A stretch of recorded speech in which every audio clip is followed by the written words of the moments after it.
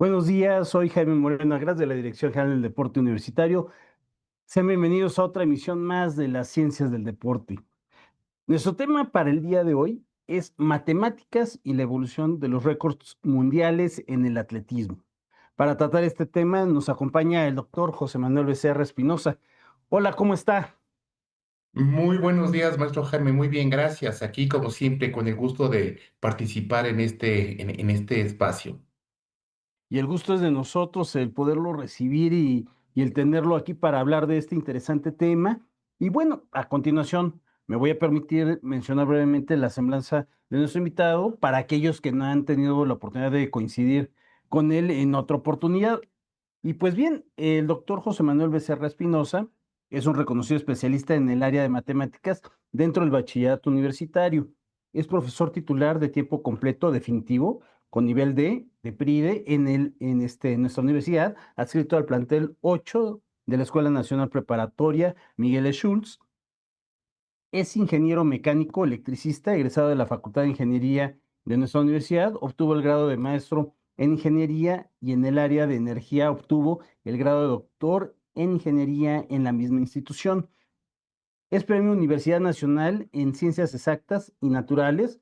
Fue distinguido con la Cátedra Especial Francisco Díaz Covarrubias. Es autor de varias obras de física y matemáticas. También es autor de la página web del Colegio de Matemáticas del plantel número 8 de la Escuela Nacional Preparatoria. Ha participado en varios órganos colegiados en nuestra universidad y ha sido titular en varios proyectos académicos PAPIME e Infoca.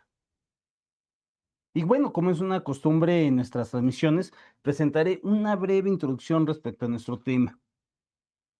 Las matemáticas, mediante modelos probabilísticos y biomecánica, pueden analizar y predecir la evolución de los récords mundiales en el atletismo, determinando los límites físicos del cuerpo humano.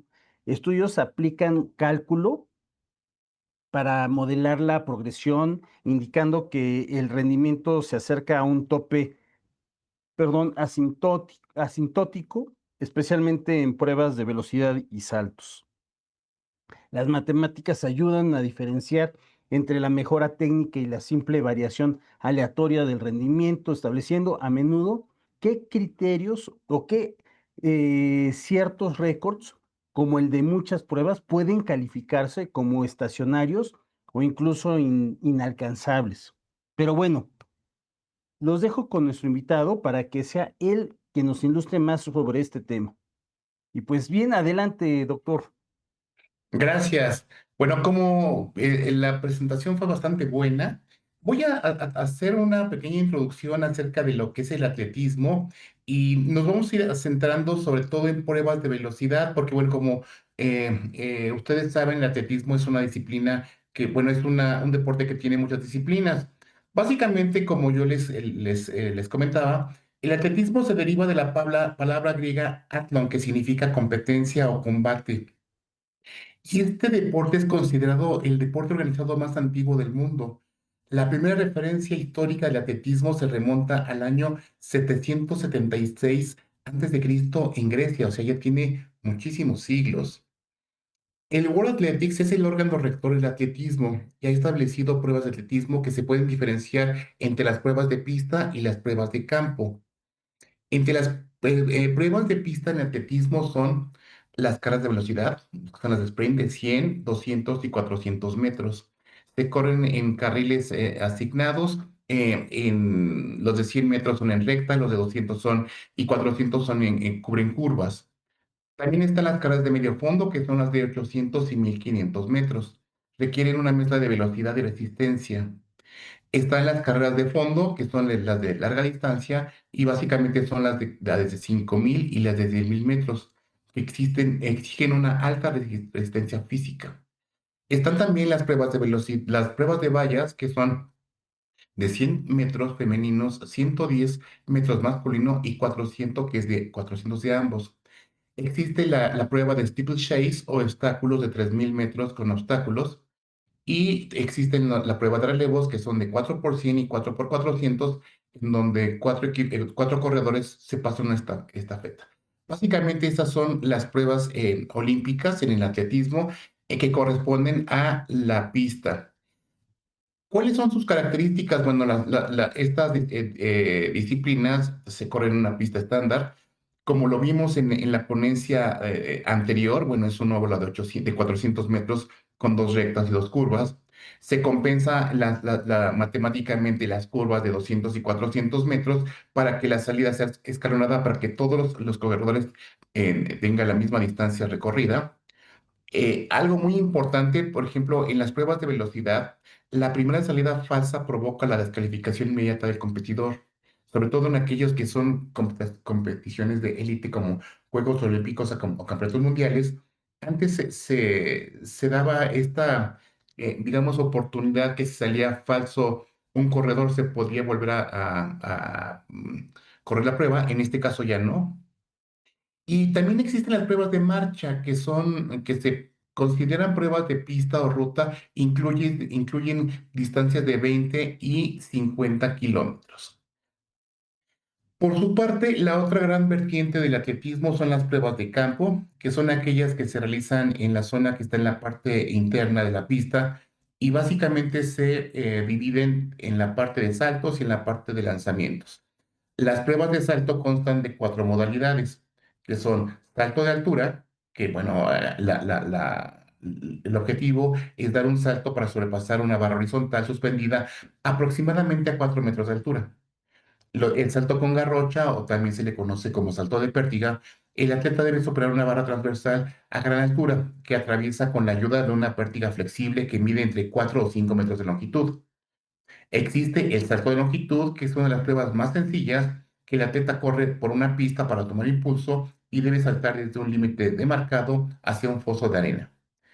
Y la última es el salto triple, que es un atleta que, bueno, el atleta realiza un salto horizontal logrando la mayor distancia posible en una serie de tres saltos. El saltador corre por la pista y salta con un pie, se vuelve impulsante con el otro hacia adelante para tomar el mayor impulso posible y saltar con las dos piernas extendidas hacia el frente y caer en la arena. Entonces, estas son las cuatro modalidades de los saltos. Y bueno, aquí tenemos una imagen donde tenemos el salto de altura, el de longitud, el de pértiga o de garrocha y el triple salto. Por su parte, existen las pruebas de lanzamiento, que también son cuatro modalidades, que son el lanzamiento de bala, también se le conoce como lanzamiento de peso. Su objetivo es lanzar una bola de metal por el aire y lograr la mayor distancia posible. Eh, Existe el lanzamiento de disco, que utiliza un disco o plato con borde y centro de metal que se lanza desde un círculo que mide aproximadamente 2,5 metros de diámetro. El lanzamiento de martillo, que es cuando el atleta lanza una bola pesada unida por un alambre metálico a una empuñadura en el extremo. El lanzador gira la bola en el círculo girando 3 veces para tomar una máxima velocidad y lanzar el martillo. Obviamente gana el que tenga la mayor distancia. Y el último lanzamiento es el de jabalina. Entonces, cuando sucede esto es cuando el atleta realiza una pequeña carrera, el atleta para impulsarse y lanza la jabalina, que es un aditamento con una punta de metal similar a una lanza, realizando un movimiento por encima del hombro para alcanzar la máxima distancia posible. Pues básicamente esas son las pruebas de atletismo, digo, para dar un contexto de lo que vamos a hablar el día de hoy. Como se puede, bueno, aquí hay una imagen de los tipos de lanzamiento: disco, bala, martillo o jabalina. Todo el mundo los hemos visto por la televisión, particularmente Juegos Olímpicos, son pruebas extremadamente atractivas. De hecho, no sé si sepa, maestro, pero el atletismo es uno de los, cuando hay competencias olímpicas, es uno de los deportes o la disciplina que más rating tiene. O sea, la gente le interesa mucho, le gusta mucho todo lo que tiene que ver con tanto saltos como lanzamientos y, por supuesto, las pruebas de velocidad. Claro, siempre muestra mucha expectativa verlo, ¿cómo se llaman las pruebas? Y ya cuando están en las partes finales, ¿no? Sí, claro, no, no, no. Ahorita vamos a hablar, por ejemplo, de la prueba reina del atletismo, que son los 100 metros planos. Bueno, alcanza unos ratings altísimos. Eso es porque la gente está muy, muy metida en saber qué tanto puede correr el atleta con respecto al récord mundial.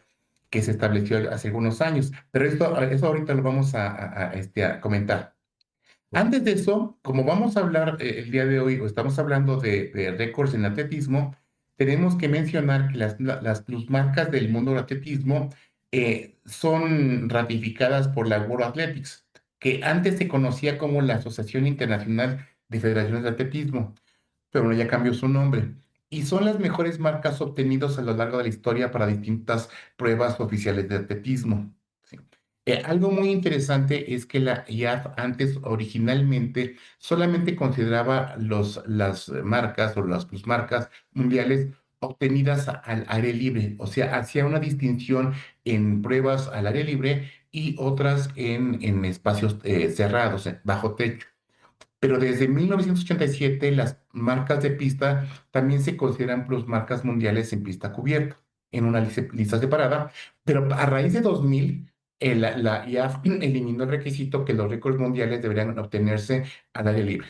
Entonces, eso significa que una marca obtenida bajo techo se considera récord mundial absoluto si supera a la mejor marca al aire libre. Eso es muy importante porque muchas de las competencias previas se hacían en lugares cerrados y se pensaba que se tenía algún tipo de ventaja, pero ya se demostró científicamente que no es así.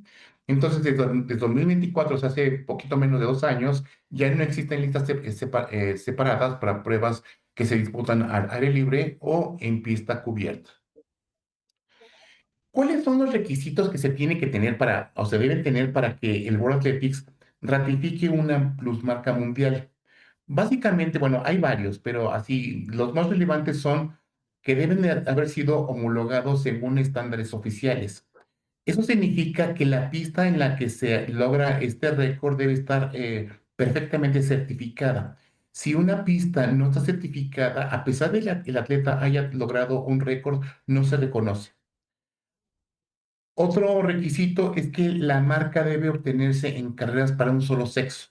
Estamos en una época en la que perfectamente se define cuál es el tipo de participación por género. Entonces, tiene que ser solamente para un solo sexo, a excepción del relevo mixto. O sea, el relevo mixto, obviamente, así es la prueba. Y en las pruebas de relevos, todos los miembros del equipo deben tener la misma nacionalidad. O sea, no se pueden combinar países distintos. Se tiene que llevar a cabo un control antidopaje. Esto es muy importante porque en los años 80 se dio un boom de deportistas que rompían récords de manera escandalosa y se dieron cuenta que realmente era lamentablemente gracias a que se dopaban los atletas. De hecho, no sé si lo recuerda, maestro, en el año 88, en los Juegos Olímpicos de Seúl, un atleta de nombre Ben Johnson, canadiense, rompió el récord mundial de los 100 metros, destrozando el récord anterior, que era de Carl Lewis. Y fue famosísimo porque, bueno, lo dejó atrás, pero por mucha distancia. Fue fantástica esa carrera, todo el mundo la vimos. Sin embargo, poco tiempo después, unos cuantos minutos después, se dieron cuenta, bueno, ya con el control antidopaje, que este atleta se había dopado y todo esto, pues, éxito que había tenido, se tuvo que quitarle la medalla de oro y, bueno, se le dio la al ganador de la medalla de plata, que era justamente Carl Lewis. Entonces, eso fue un escándalo que en otras disciplinas también se ha dado. Entonces, la World Athletics ha llevado un control antidopaje ya muy estricto para evitar ese tipo de escándalos, porque realmente es algo muy, que le da la vuelta al mundo el hecho de que gane un atleta, pero se den cuenta que es a través de trampa. Entonces, eso a como de lugar se tiene que erradicar, o se está tratando de erradicar, no necesariamente se ha erradicado, porque siempre hay atletas que quieren hacer trampa. Bueno, en las carreras de hasta 200 metros de saltos horizontales se permite un viento a favor no superior a 2 metros sobre segundo. ¿Qué significa eso? Que, por ejemplo, en carreras donde hay un viento a favor, se tiene documentado que el atleta puede llegar a tener cierta ventaja. Entonces, no puede tener un viento a más de 2 metros sobre segundo. De hecho, hay un anemómetro que es el que mide la velocidad del viento y justamente se da la prueba cuando se demuestra que el viento no es mayor a esta velocidad. De todas las carreras de los 100, 200, 400, 800 metros, se requiere cronometraje automático con photo finish para evitar algún tipo de discrepancia de quién ganó en la meta final. Y no hay restricciones de altitud. Esto es muy importante, lo voy a resaltar porque cuando se dieron los Juegos Olímpicos aquí en México en 1968, muchos atletas pensaron que, bueno, aquí los atletas iban de hecho, había gente que pensaba que los atletas iban a caer muertos así lo decían, ¿eh? O sea, no estoy exagerando, por la altitud que tiene la Ciudad de México, que son 2.240 metros sobre el nivel del mar. Entonces se pensaba que no se podían realizar pruebas de atléticas con una altitud tan pronunciada. Bueno, México demostró que definitivamente eso no es cierto, entonces no hay una restricción, o sea, se homologa un mismo récord a nivel del mar que con una altitud muy significativa. Y eso lo demostró justamente, insisto, los Juegos Olímpicos de México 68. Entonces, bueno, como se puede, ya puse el contexto completo de lo que es el atletismo y sus diferentes disciplinas, es evidente que, bueno, tratar los récords mundiales de atletismo nos llevaríamos aquí varias horas, de hecho, nos llevaríamos muchas sesiones de este programa tratando de ubicar cada uno de ellos. Entonces, me voy a centrar específicamente en la evolución de los récords mundiales en pruebas de velocidad y medio fondo individuales y que han sido cronometrados a través de ya electrónicamente. Otra también de las virtudes que tuvo los Juegos Olímpicos de México 68 es que fue el primer evento a nivel mundial que se cronometró de manera electrónica. Antes, cuando había una prueba, tanto en Campeonato Mundial como en Juegos Olímpicos, se cronometraba de manera manual. De hecho, aquí en México fue la primera vez que se hizo y se hizo a través de una empresa muy famosa de relojería que es Omega. De hecho, sigue siendo la marca oficial de cronometraje en los Juegos Olímpicos. Entonces, pero marcó un antes y un después porque fue perfectamente electrónico y no había forma de que hubiera duda de que el corredor obtuvo esa marca. Bueno, vamos a entrar ya digamos que a la parte interesante de los récords mundiales. Voy a empezar por la prueba reina, por la prueba más interesante que existe en el atletismo y que, bueno, es curioso, todo mundo la espera y, bueno, tiene una duración de 10 segundos. Es muy interesante, quiero poner un récord, bueno, un listado histórico de cómo ha ido evolucionando los récords mundiales. Insisto, lo voy a hacer solamente ya con cronometraje electrónico. Podríamos hacerlo desde 1896, que fueron los Juegos Olímpicos, primeros Juegos Olímpicos en Atenas. Sin embargo, para que sea muy preciso y ver la evolución, y ahorita voy a poner incluso una gráfica para que se demuestre cómo ha ido evolucionando este récord. Podemos ver que en 1968, en la Ciudad de México, aquí en los Juegos Olímpicos, Jim Hayes, que, bueno, que fue un atleta muy famoso, logró un tiempo de 9:95. O sea, fue el primer atleta que rompió la marca de los 10 segundos. Entonces, eso fue una hazaña para ese entonces. Estamos hablando de hace aproximadamente 57 años. Bueno, se logró romper esa barra. Y, bueno, de 9.95 que se hizo en 1968, se ha ido rompiendo paulatinamente el récord mundial. Sin embargo, quiero hacer notar que, bueno, en estos casi 60 años que han pasado, nótese cómo realmente la evolución ha sido lenta. De 9.95 pasó a 9.93 con Calvin Smith hasta el 83, o sea, pasaron 15 años para que se pudiera romper ese récord.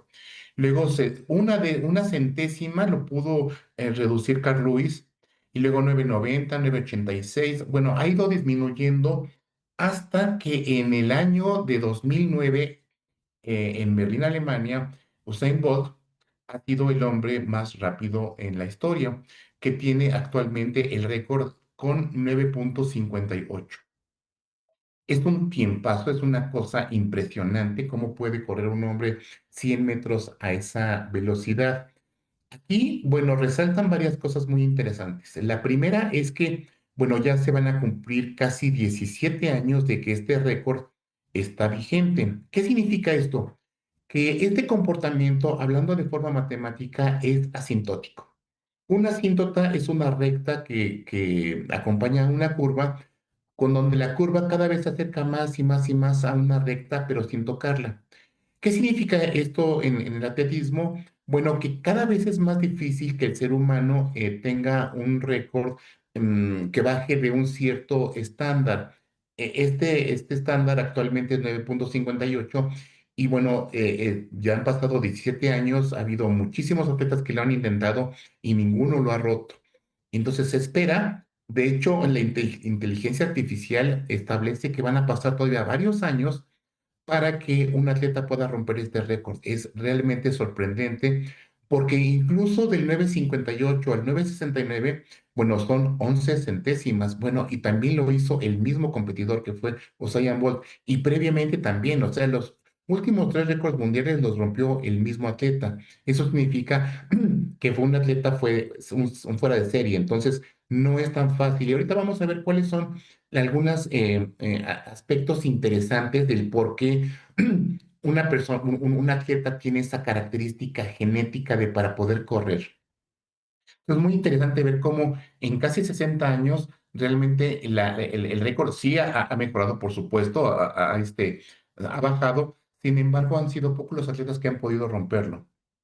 Aquí podemos ver, como les comentaba, la gráfica de cómo ha ido evolucionando este récord. Vemos que, por ejemplo, en 1910 andaba rondando el 10,65, es en ese rango de entre 10,57 y 10,65, rondaban los récords en ese entonces.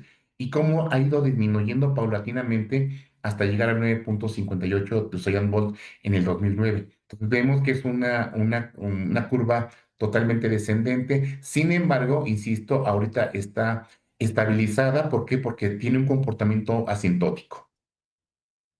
Si queremos ver esto en las pruebas de 100 metros planos femenino, vemos un comportamiento más o menos similar. Aquí lo interesante es que, bueno, el récord actual lo tiene Florence Griffin Joyner con 10,49, pero data de 1988. Estamos hablando de casi 38 años y esto no ha sido roto. Entonces, la evolución de cómo se han roto los récords de 100 metros femenino ha sido todavía más lento. Entonces, es muy interesante ver cómo no es tan fácil romper un récord mundial y tardan varios años en que se pueda superar esa marca. De hecho, insisto, esto fue hecho en 1988, o sea, han pasado ya 38 años, casi 4 décadas. En el caso de los 200 metros planos, incluso podemos ver cómo la tabla es pequeña. De 1968, cuando Tommy Smith rompió el récord que tenía bueno, el 68 de 19,83, realmente ha bajado pocas veces hasta llegar a 19,69 otra vez con Usain Bolt. O sea, es un velocista que, bueno, tiene los récords tanto de 100 como de 200 metros y también lo logró en agosto de 2009 con un tiempo de 19:19. Entonces vemos que realmente ha habido una evolución lenta de cómo se ha ido superando esta marca. También vemos aquí un comportamiento asintótico en donde la marca dura varios años antes de ser superada. Aquí vemos el comportamiento también de cómo se ha ido mejorando la marca de 200 metros. Es algo similar, un comportamiento similar al de 100 metros, pero incluso más lento. En cuestión de 200 metros planos femeninos, también se comporta de la misma manera. Aquí ya hay una evolución un poquito mayor porque desde 1974, que fue la primera vez que se cronometró electrónicamente, hasta la actualidad, bueno, también vemos que la misma atleta que es Florence Griffin Joyner tiene el récord mundial con 21,34 y también data de 1988, tiene 38 años récord, lo cual pues también hace pensar que es muy difícil romper marcas de ese tipo. Tardarán varios años, bueno, de hecho ya tardó casi 4 décadas en que se pueda superar. Aquí todavía es más interesante porque vemos que la tabla todavía es más pequeña. Tenemos 400 metros planos masculino y vemos que desde 1968, del 18 de octubre, que bueno, coincidió con Juegos Olímpicos de México, y Evans tuvo un tiempo de 43:86. Y actualmente se tiene un récord de 43:03, o sea, realmente solamente se ha mejorado por 83 centésimas en casi no, perdón, en casi 6 décadas. O sea, el comportamiento todavía ha sido más lento. O sea, romper una marca de 400 metros planos, un récord mundial, es muy, pero muy complicado. Entonces, este récord, bueno, actual es un poco más reciente, tiene un poquito menos de 8 años y pertenece a un atleta sudafricano. Entonces, vemos que, insisto, casi en 6 décadas solamente se ha roto 4 veces. Esto es un indicativo de que, bueno, realmente es muy, muy complicado tener un récord mundial. En el caso de las pruebas de 400 metros femenil, aquí vemos una característica en la que me quiero detener un poquito más porque vemos que desde que se empezó a cronometrar de forma electrónica, que fue en 1974, o sea, hace 52 años, empezó con un récord de 50,14 a la actualidad, que es de 47,6. Y bueno, esto aproximadamente fue como 2 segundos y medio, lo cual es muchísimo. Aquí lo interesante ver es que este récord data de 1985. O sea, tiene 41 años este récord y no se puede romper. Y de hecho, en el mundo del atletismo se dice que este récord es muy sospechoso. La atleta es muy famosa, que es Marita Koch, es de todavía la Alemania Oriental, vaya, imagínense, ni siquiera estaba fusionada con la Alemania Occidental, o sea, todavía estaba la separación de las Alemanias. Bueno, se decía que en ese entonces eran muy sospechosos estos récords porque se pensaba que había un dopaje bastante pronunciado. Vemos, por ejemplo, que los últimos 1, 2, 3, 4, 5, 7 récords, bueno, 6 pertenecen a la misma atleta, entonces sí es bastante, o era una fuera de serie, o realmente había un dopaje. Sin embargo, no se la puedo comprobar. Insisto, utilicé la palabra sospechoso porque hay muchos atletas que dicen, bueno, ¿cómo es posible que en tantos años no haya podido romper? Pero no le encontraron nada. Entonces, probablemente sí fue una atleta fuera de serie, pero sí brinca mucho que este récord, insisto, tenga más de 40 años de longevidad y nadie lo haya podido romper. En 800 metros planos, aquí vemos un comportamiento muy diferente. Aquí sí vemos cómo ha ido evolucionando de manera más o menos paulatina. Y aquí me llama la atención porque incluso pongo la fecha desde originalmente cómo se cronometró desde 1912, o sea, hace 114 años, cómo ha ido mejorando. Lo pongo para que el espectador vea cómo en poco más de un siglo ha mejorado la marca de 1 minuto con 51 segundos a 1 minuto con 40. O sea, 11 segundos se han mejorado en un poquito más de un siglo. Entonces, sí ha habido una evolución muy evidente en los últimos años, aunque otra vez vemos un récord ya un poco antiguo, 2012, estamos hablando de cerca de 14 años de que este récord no puede ser batido. En 800 metros femenino pasa algo similar. Aquí todavía ha habido más evolución. Desde 1922, el récord que se registró fue de 2 minutos con 30 segundos. En la actualidad es de 1 minuto con 53 segundos. O sea, ha habido 37 segundos de diferencia. Es un mundo de tiempo. Entonces, realmente esto sí ha habido una evolución muy significativa, pero otra vez nos paramos o nos detenemos en hace casi 43 años. Es una marca que tampoco ha sido batida.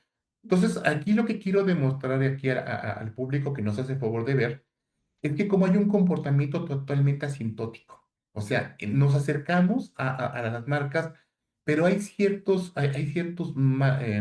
referencias que ya no podemos pasar. Y aquí se ve claramente cómo ha pasado, el récord ha ido bajando, bajando, bajando, bajando. Sin embargo, llega un punto en el que prácticamente se estaciona. Seguramente en los años venideros se va a romper porque es una naturaleza humana. Sin embargo, tarda mucho tiempo en que esto se pueda dar. En los 1500 metros masculino podemos ver que en los últimos 46 años se ha bajado el tiempo del 3:32 a 3:26 y entonces sí también vemos que ha habido una evolución muy lenta de los récords. Sí ha habido, por supuesto, gente muy reconocida. Por ejemplo, Steve Ovett ha sido un atleta inglés que fue famosísimo porque tuvo mucho tiempo ese récord, hasta que, bueno, en el 98 se rompió. Insisto, estos datos son datos que, bueno, más bien son récords que datan del siglo pasado.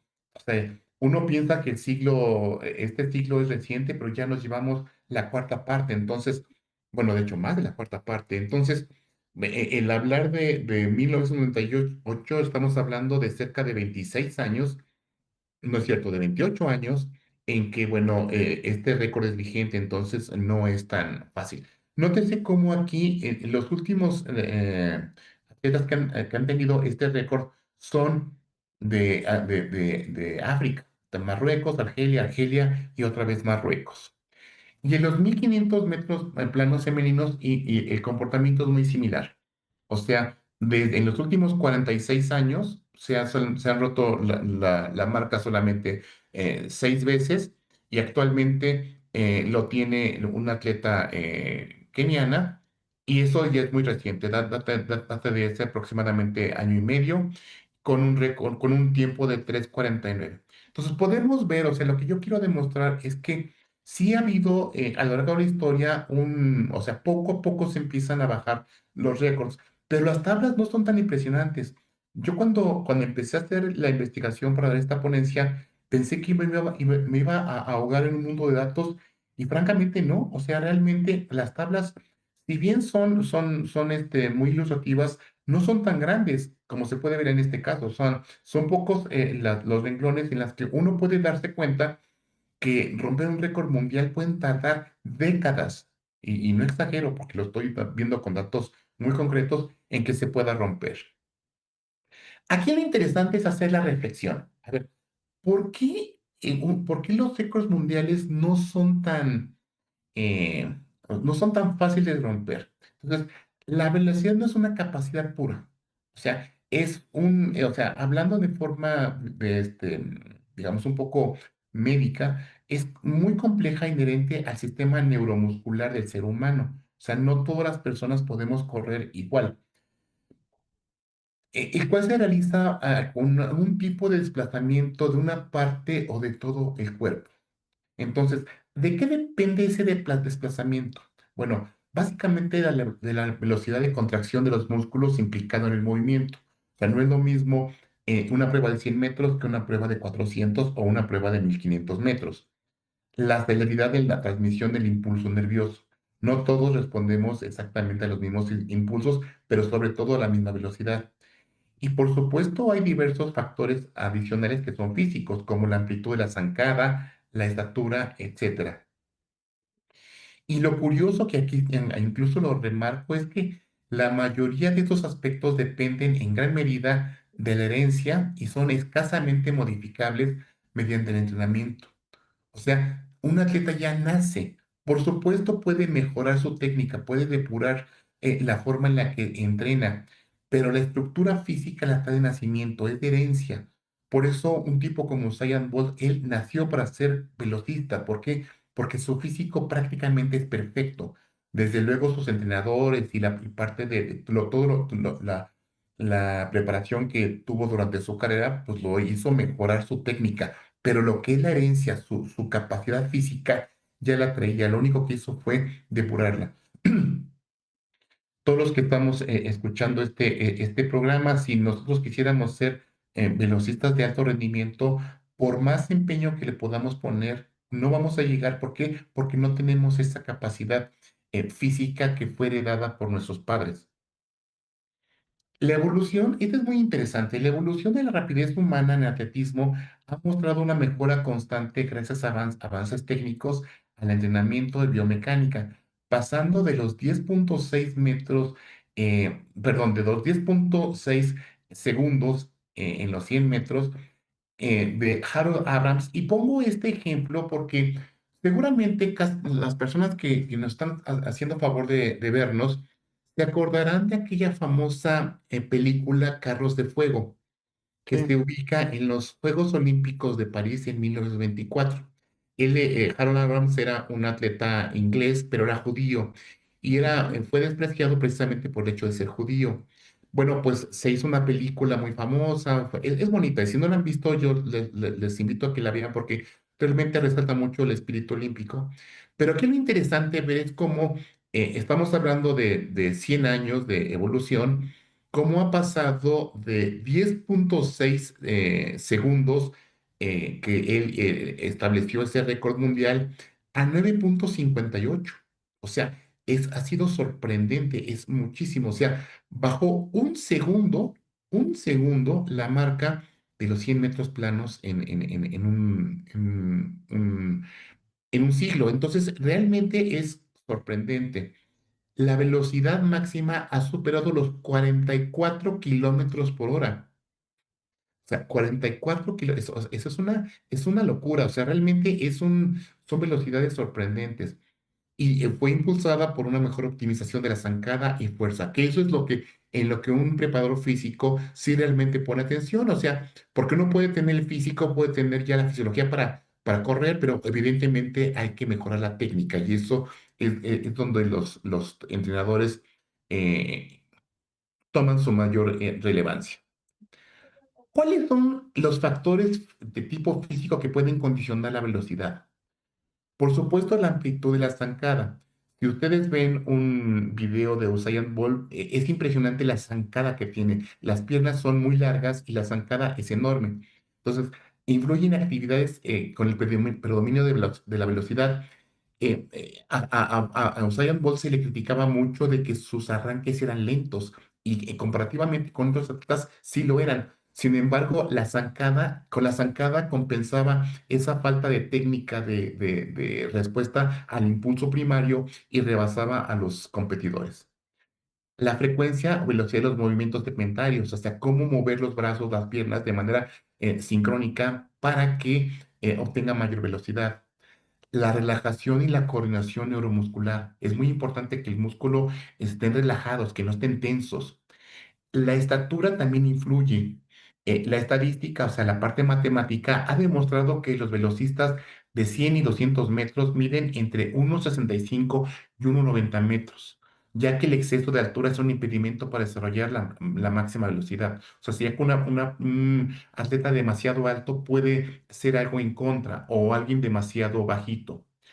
Por supuesto, el peso. El peso es fundamental. El exceso de peso es negativo cuando se requiere lograr una máxima velocidad. O sea, una persona que esté, ya no digo pasado de peso, sino que no tenga suficiente músculo, evidentemente no puede desarrollar grandes velocidades. Y algo fundamental es la nutrición. Las personas que realizan este tipo de esfuerzos explosivos tienen mayores dificultades para eliminar grasas, ya que las características de su actividad no queman casi esas reservas, y es un principal gasto energético que es los hidratos de carbono. Entonces, es fundamental que una persona un atleta de alto rendimiento tenga un nutriólogo atrás de él. ¿Por qué? Porque es quien realmente hace los estudios para ver cuál es la cantidad de calorías que debe ingerir y cuáles de ellas va a utilizar en una prueba de alto rendimiento. Uno pensaría que no, pero las pastas son algo muy importante previas a un evento deportivo porque dan energía rápida. Uno pensaría que, bueno, engordan, pero no, dan energía. Los carbohidratos son muy importantes, aunque evidentemente tienen que estar controlados. La edad. Aquí entramos en una parte también muy importante. Aquí hay una tabla de cómo la edad condiciona mucho la velocidad. Entre los 8 y 10 8 y 12 años, o sea, un niño produce una mejora paulatina de velocidad de reacción.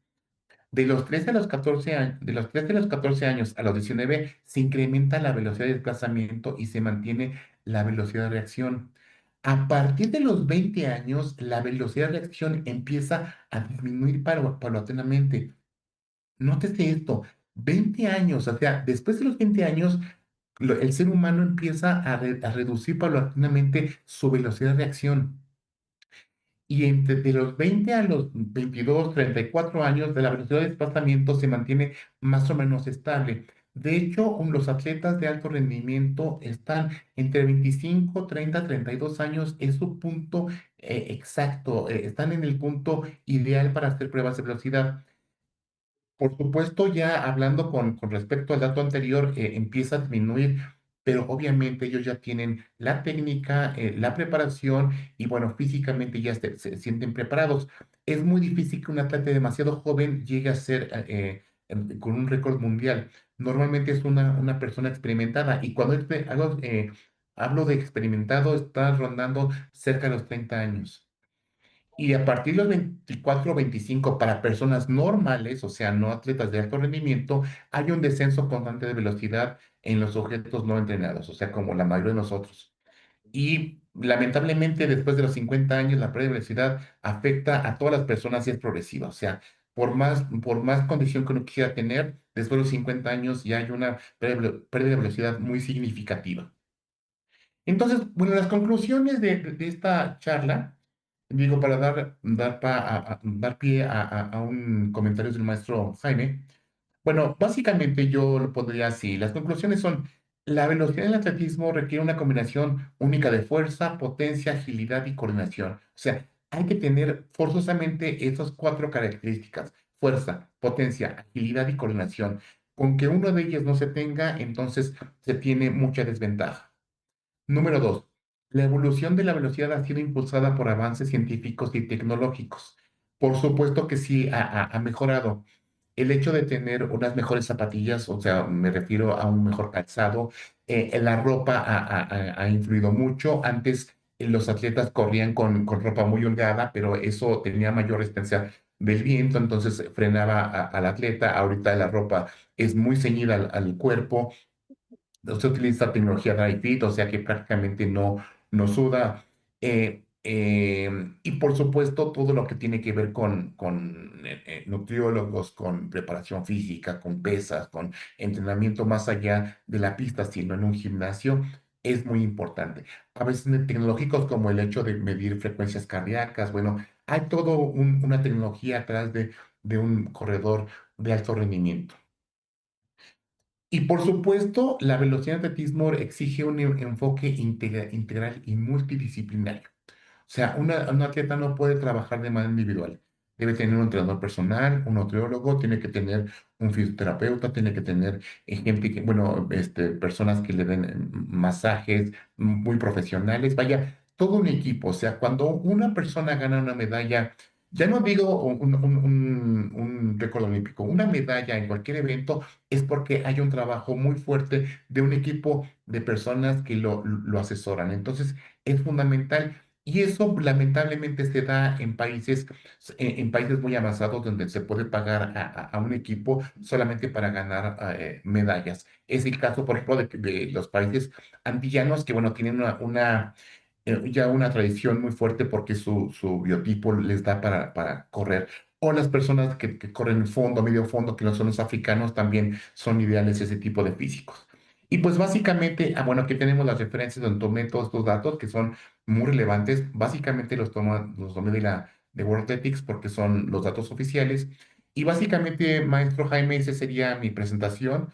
Me parece que es pues muy interesante el diálogo, cómo se pueda, o sea, a mí lo que más me interesa ver es el comportamiento, insisto, asintótico de los récords, porque uno pensaría que no se van a romper, pero seguramente en algún momento se rompen. Estaba leyendo un artículo que se dice que para el año 2044 probablemente se pueda romper el de 100 metros planos. O sea, la inteligencia artificial lo está lo está prediciendo. lanzando para esas.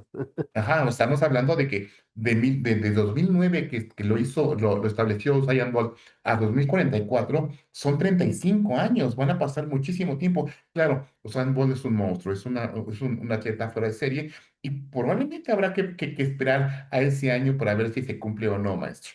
Así es.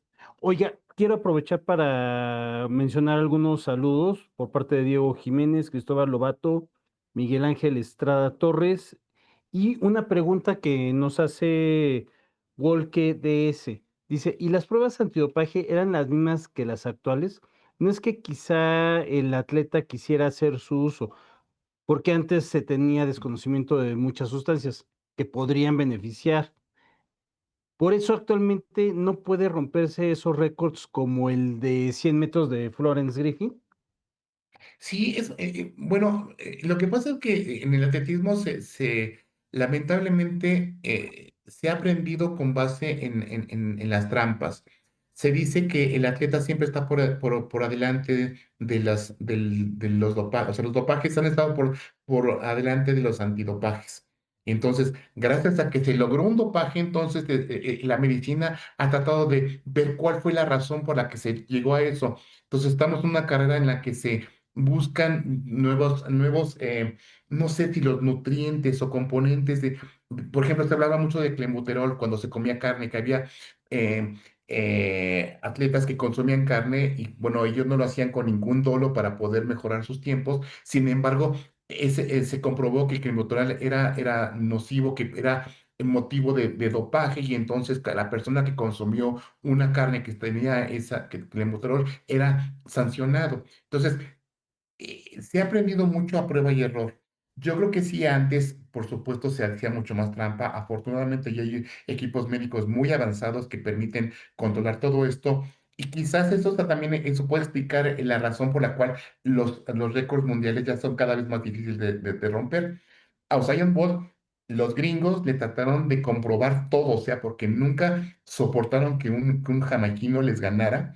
En serio, lo investigaron hasta por debajo de las piedras para tratar de comprobarle que hacía trampa y nunca lo pudieron hacer. O sea, realmente es eso, ¿no? Lo mismo sucede con Marita Koch, que tiene este récord que data del 85. Bueno, son muy sospechosos, sin embargo, no se ha comprobado nada. Pero sí, evidentemente, hace algunos años, cuando no se tenía la tecnología, pues seguramente sí había un dopaje bastante pronunciado, que afortunadamente, pues poco a poco, y aparte eso rompe mucho con el espíritu básicamente del olimpismo, ¿no? O sea, tiene que ser algo limpio. O sea, un atleta no podría sentirse orgulloso si ganó a través De trampa. de la trampa. Sin embargo, bueno, sí hay gente, ¿no? El caso que yo mencionaba de Ben Johnson en Canadá, que bueno, el canadiense que rompió ese récord fantástico de Carl Lewis, pero pues, el tipo se metió, pero todo. Exacto.